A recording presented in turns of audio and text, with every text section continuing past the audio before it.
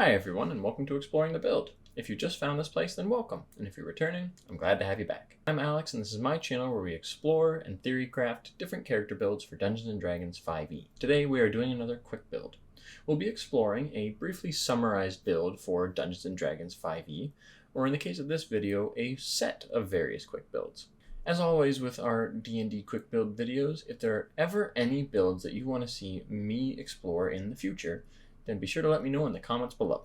Today, for our concept, we're going to create not just one quick build, but rather a set of quick builds. In honor of today being the official release date for the game Payday 3, we're going to try and create a set of quick builds that mimic a heist crew like you play in the game. I myself have been waiting for this game to be released for some time now, and I thought it would be kind of fun to take inspiration from the game and bring it into my other favorite game of Dungeons & Dragons. The goal of this quick build is not to recreate each Payday character exactly from the video game, but rather create a D&D character that can fulfill the role that each of the Payday characters is meant to play in the game's lore. For us, we're going to want to try and make these 4 character builds as unique as possible, while also allowing them to work really well in a heist type of campaign setting. I like to think that the characters in these builds would work really well together as a party for a setting like Waterdeep Dragon Heist, or any of the adventures from the Keys to the Golden Vault anthology. This means that what we want for each build is to have the following. We're going to want to make each one a multi-class of rogue to at least some extent, since this is kind of overall a rogue quick build. It's just that we're doing 4 of them instead of just 1.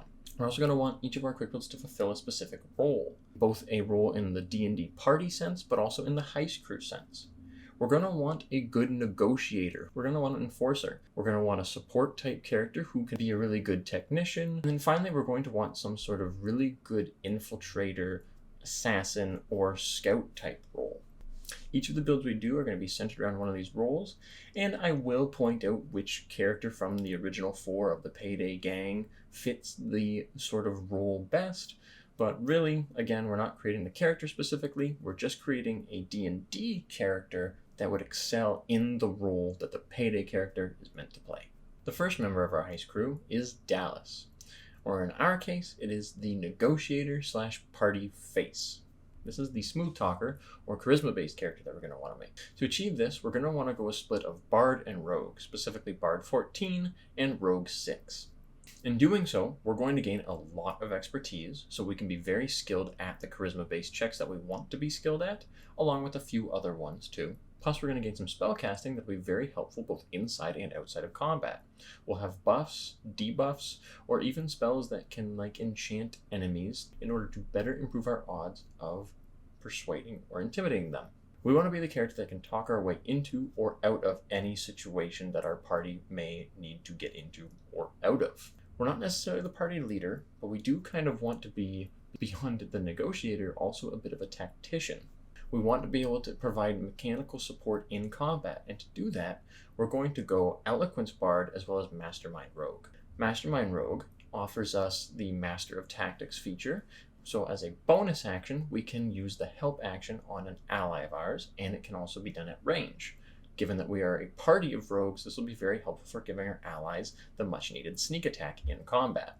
It is a bonus action, but there's no charges associated with this bonus action feature, so that means that we can use it when our Bardic Inspiration runs out.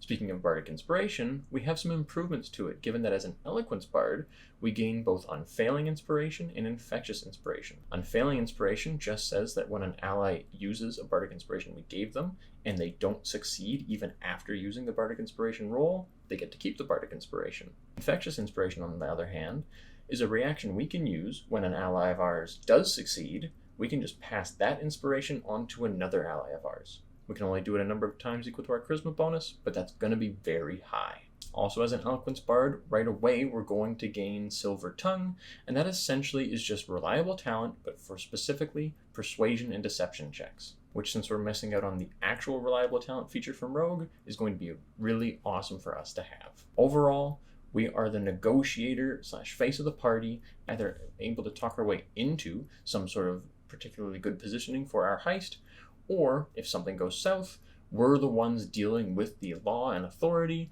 delaying as much as possible so that the way the rest of our team can get the job done and get the heck out of Dodge.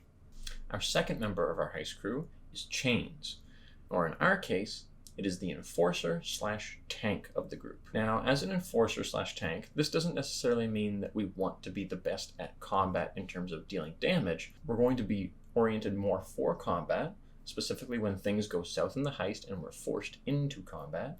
And we're going to want to be the ones that the enemies focus on and try to take down before our allies. That way our allies can continue to just do whatever needs to be done in the actual heist, and we can be the ones that are just focused on either getting rid of the enemies or protecting our allies while they do whatever it is that they need to do. To do this, we're going to go rogue and then either fighter if we're playing more of a ranged party style, which you could do. But if you're not doing that and you are just more D&D themed in general, we're probably going to want to be a more melee build.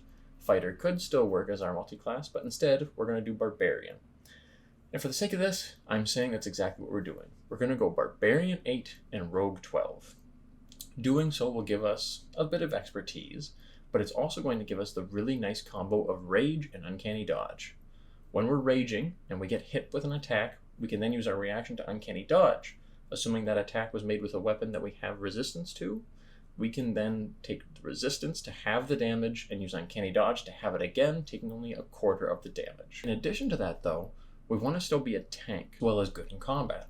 And we're going to get both of those abilities by taking the path of the Ancestral Guardian, Barbarian, and the Phantom Rogue subclass.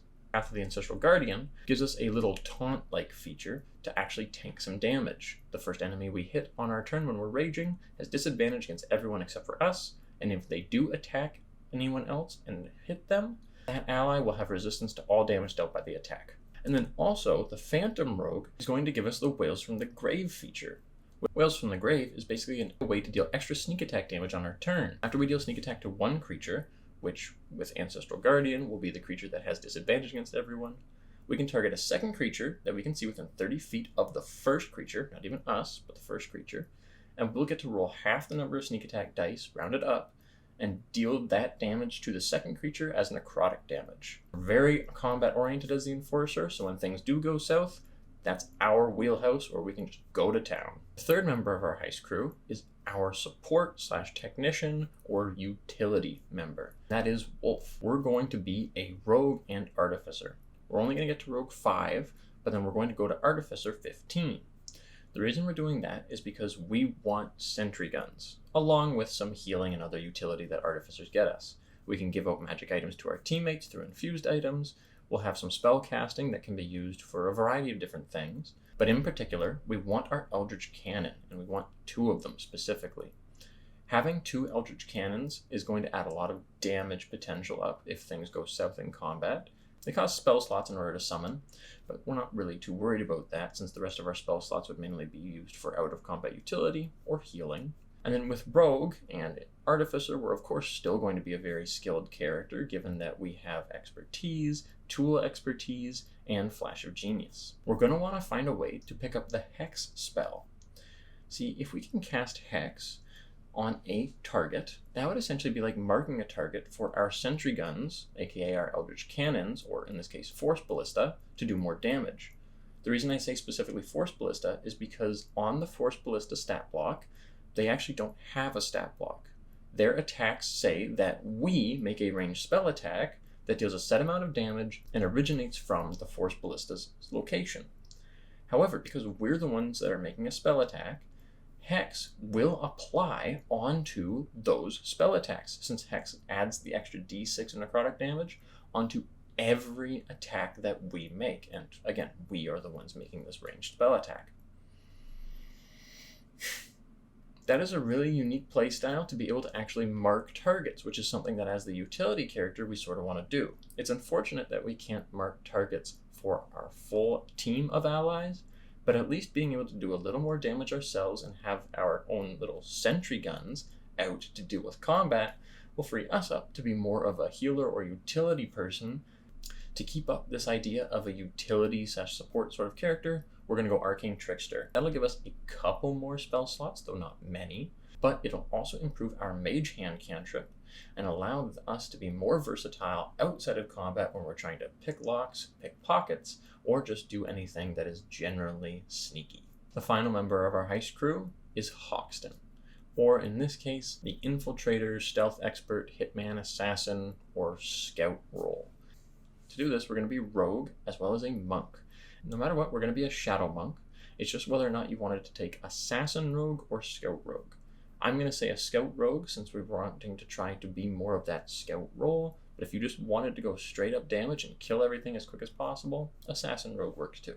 With Shadow Monk and Scout Rogue, we have lots of mobility. We are able to not only teleport between shadows as a Shadow Monk, we can also use our key points to cast things like Darkness or Pass Without a Trace to just give our party that much more of an edge for sneaking into a specific location or area that we're trying to heist.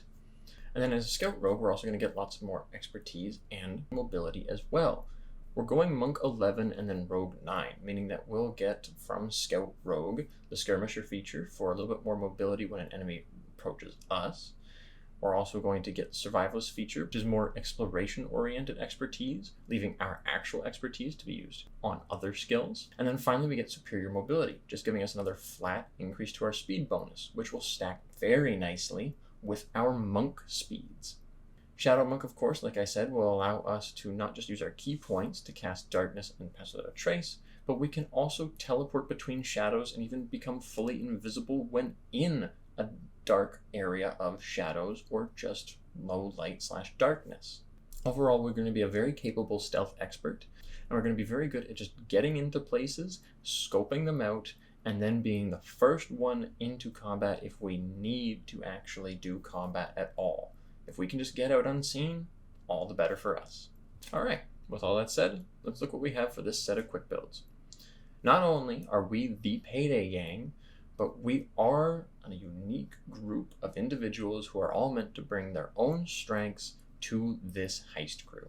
We all have some level of multi-classing into Rogue, meaning we all have sneak attack, we all have expertise, we all have things like Thieves' Cant and Uncanny Dodge, which are really nice, and we're just generally good at being those tricky, stealthy, criminal-esque characters that are perfect for a heist crew.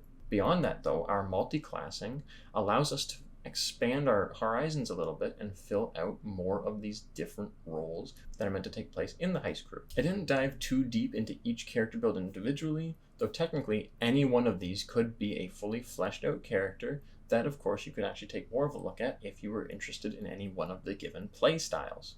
Other than that though, let me know what you thought of this set of quick builds, or what you might change to either get closer to the idea of the Payday gang in general, or maybe become a little bit more synergist in terms of a heist crew, and how each one of these roles can actually help the other roles in any given situation, combat or out of combat. As always, thank you for coming on the journey with me, and I hope to see you in the next one.